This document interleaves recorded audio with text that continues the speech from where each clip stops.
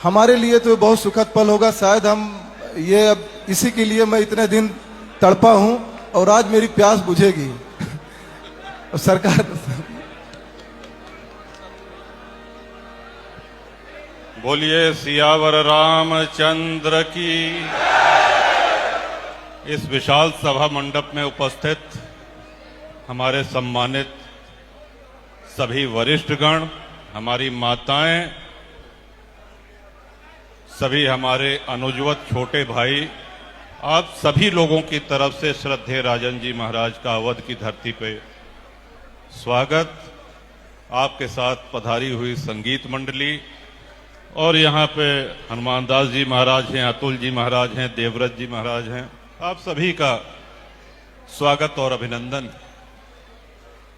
और विशेष आप सबके आशीर्वाद के पात्र हैं आनंद, जिन्होंने पूरे मनोयोग से, पूरे परिश्रम से, पूरे क्षेत्र में जा जाकर के एक एक घर जाकर के सभी को सादर आमंत्रित किया। श्री राम कृपा वर्षा आप लोगों के ऊपर हो, इस बात को सुनिश्चित किया।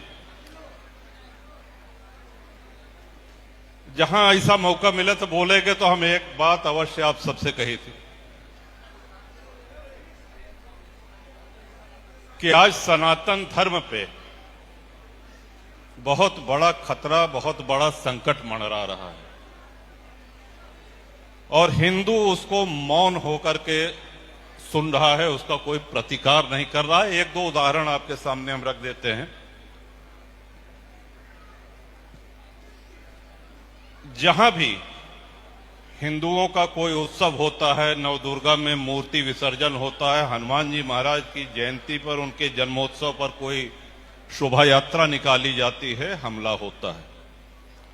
अब आप समझिए कि विश्व का सबसे बड़ा लोकतंत्र भारत, परमाणु शक्ति संपन्न भारत, जल थल वायु तीनों सेनाएं हमारे पास हैं, लेकिन कश्मीर में एक रात के अंदर 5 लाख कश्मीरी पंडितों को बाहर कर दिया गया, निकाल दिया गया। वो आज भी दर दर भटक रहे हैं। उनका यही अपराध है कि वो सनातनी हैं, उनका यही अपराध है कि वो हिंदू हैं। आपको पता होगा कश्मीरी भाषा में एक नारा उस समय चला था, रालिव गालिब चालिब। इसका अर्थ ये होता है या तो इस्लाम कबूल कर लो, या मार दिए जाओ, और या कश्मीर छोड़ करके भाग जाओ। ये 3 विकल्प तुम्हारे सामने हैं और ये दुर्भाग्य है हम सभी लोगों का कि हम लोग इसको मौन होकर के सहते रहे हैं। कहीं दक्षिण का कोई नेता कहता है कि 15 मिनट पुलिस हटा लो तो हिंदुओं को पता चल जाएगा। ऐसे ही दक्षिण का एक और दल है, वो कहता है कि हमारे दल का एजेंडा, हमारे दल का लक्ष्य है कि सनातन का सफाया हो जाए, हिंदुओं का सफाया हो जाए। और ऐसे दल आज अस्तित्व में हैं। चुनाव आयोग ने उनकी मान्यता रद्द नहीं करी है, वो प्रचार कर रहे हैं और कई राष्ट्रीय दल उनके साथ गठबंधन भी किए हुए हैं। हम डीएमके की बात कर रहे हैं। आपने सुना होगा स्टालिन का ये बयान था। हिंदुओं को गाली देना, हिंदुओं को अपमानित करना, सनातनियों को नीचा दिखाना। आज हमारे देश में बहुत सी शक्तियां हैं जो मुखर होकर के इस काम को कर रही हैं और इस कुत्सित कार्य का जवाब देना ये हमारा और आपका सबका दायित्व है। आज वो चाहे हम सोशल मीडिया के माध्यम से दें, चाहे हम उसको चौराहों पे, बाजारों में अपने खुल करके अपने सनातनी व्यक्तित्व का परिचय देते हुए दें। क्योंकि धर्म सम्राट करपात्री जी महाराज हमारे यहाँ के, प्रतापगढ़ के गौरव, वो आज भी हम लोग जब कोई कथा, कोई पूजा जब संपन्न होती है, हवन संपन्न होता है, तो हम सभी लोग कहते हैं धर्म की जय हो, अधर्म का नाश हो। धर्म की जय तभी होगी जब अधर्म का नाश होगा, और अधर्म का नाश करने के लिए कोई ऊपर से नहीं आने वाला है। आप ही लोगों को करना पड़ेगा, हम ही लोगों को करना पड़ेगा, हम ही लोगों को उसकी तैयारी करनी पड़ेगी। हम अपने घरे बैठा रही, हम कुछ न करी और अधर्म का नाश हो जाए, ये नहीं हो सके। भगवान श्री राम ने अवतार लिया, राजपाट सब कुछ त्याग दिया, भोग ऐश्वर्य सब कुछ छोड़ दिया, लेकिन अपना धनुष बाण नहीं त्यागा। और उस धनुष बाण से कितने दुष्टों का संहार किया। हनुमान जी महाराज कभी गदा नहीं छोड़े। भगवान शिव ने अपना त्रिशूल नहीं छोड़ा। दुर्गा मां, अभी शारदीय नवरात्रि अभी हाल में ही हम लोगों ने दर्शन किया है। महिषासुर मर्दिनी, शस्त्र के बल पे उन्होंने अधर्म का नाश किया। ईश्वर अवतार लेकर के हमको प्रेरणा दे रहा है और हम लोग सब सौभाग्यशाली हैं। एक तो सनातन में हमारा जन्म हुआ है, अवध की धरती है, गंगा मां का तट है। ये बहुत बड़ा हम लोगों का सौभाग्य है। आप ये समझें कि कुंभ में महाराज, हम लोग कुंभ में कई दिन प्रवास किए हुए प्रयाग में। दक्षिण भारत से कुछ हमारे मित्र आए रहे, गंगा जी स्नान करके गए, तो जब वो लौट के पहुंचे वहां पे, तो आसपास के 2-4 गांव के लोग उनका चरण स्पर्श सिर्फ इसलिए करने आए कि एक गंगा में स्नान करके आए हैं, संगम स्नान करके आए हैं। इतनी अधिक महत्व। और हम लोगों का कितना बड़ा सौभाग्य है कि हम गंगा मां की गोद में वास करते हैं।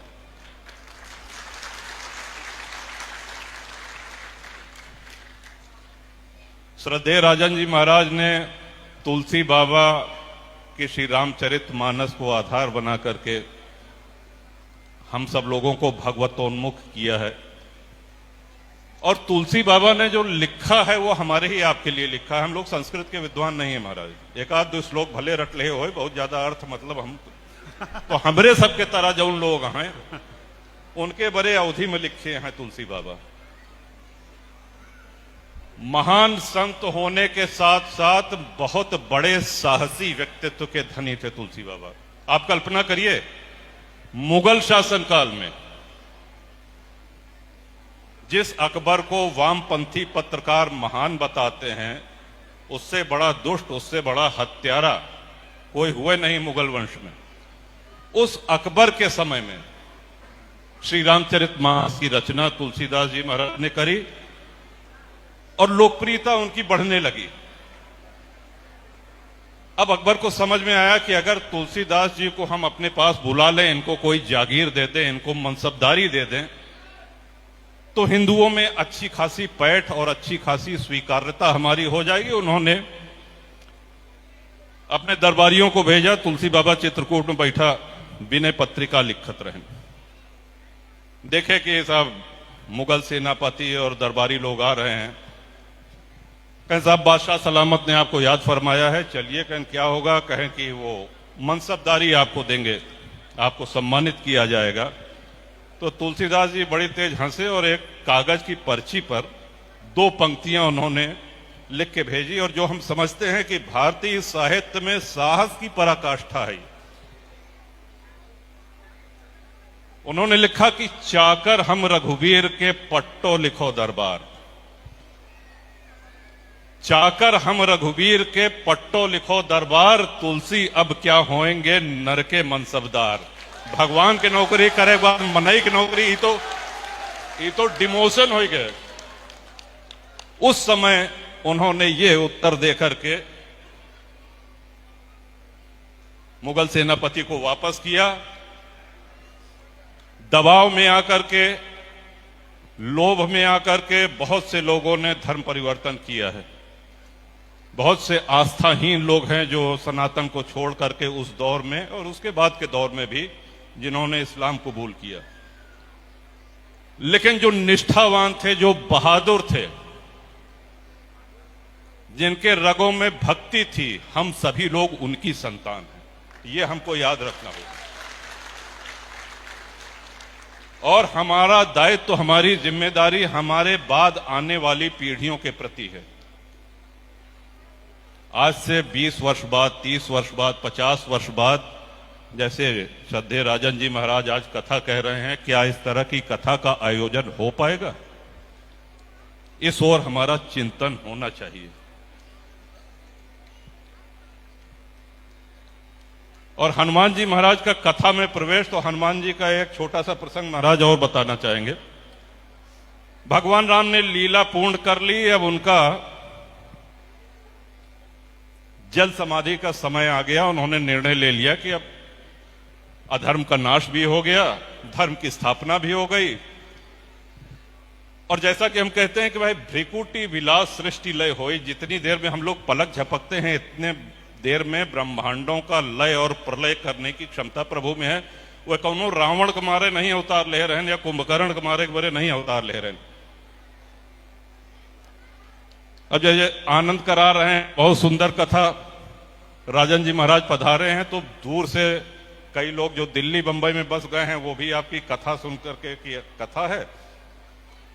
चला कुंडा चली परानुपुर चली, 10 साल से घरे नहीं आया है, बहुत से लोग हैं।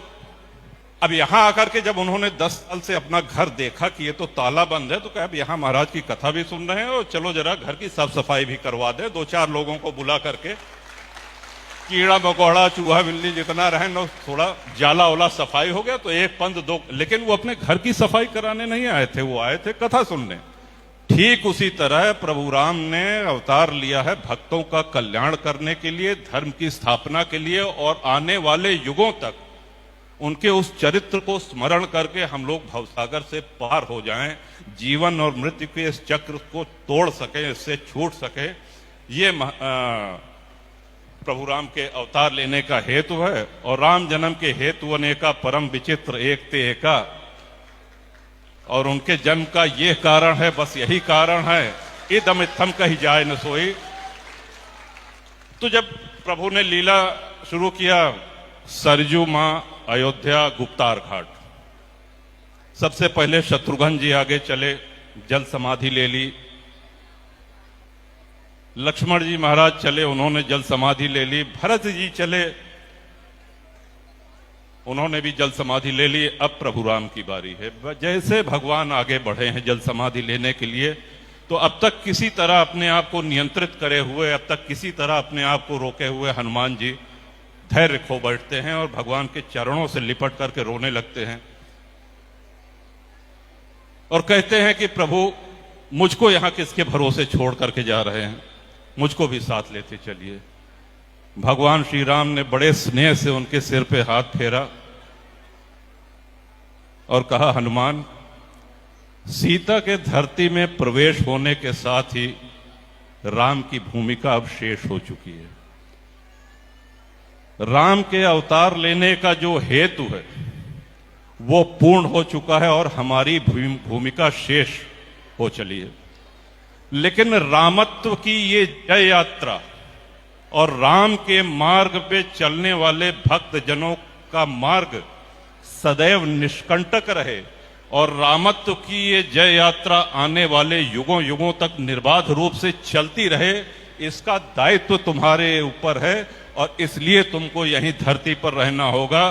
तब बजरंगबली ने ये वरदान मांगा कि प्रभु आप छोड़ के जाता है, कम से कम इतना वरदान दे दें कि इस धरती पे जहां कहीं भी श्री राम कथा होगी, जहां कहीं भी श्री राम का भजन होगा, मैं वहां पहुंच सकूं। आज हमारे बीच में यहां भी उपस्थित हैं हनुमान जी महाराज। भले हम और आप देख न सकें, लेकिन उन श्रद्धा से उनको अनुभव करें और हनुमान जी का बल पा करके हमको और आपको धर्म की स्थापना भी करनी है, अधर्म का नाश भी करना है। इस शुभ अवसर पर पुनः एक बार श्रद्धेय राजन जी महाराज के प्रति अपनी कृतज्ञता, अपना भाव, अपना सम्मान अर्पित करता हूं और आप लोगों के तरफ से चिरंजीव आनंद को ढेर सारी शुभकामना। धर्म पथ पर अग्रसर रहें, मुखर रहें, विजयी हों, सुखी रहें, स्वस्थ रहें। बहुत बहुत धन्यवाद। जय जय श्री राम। आरती अब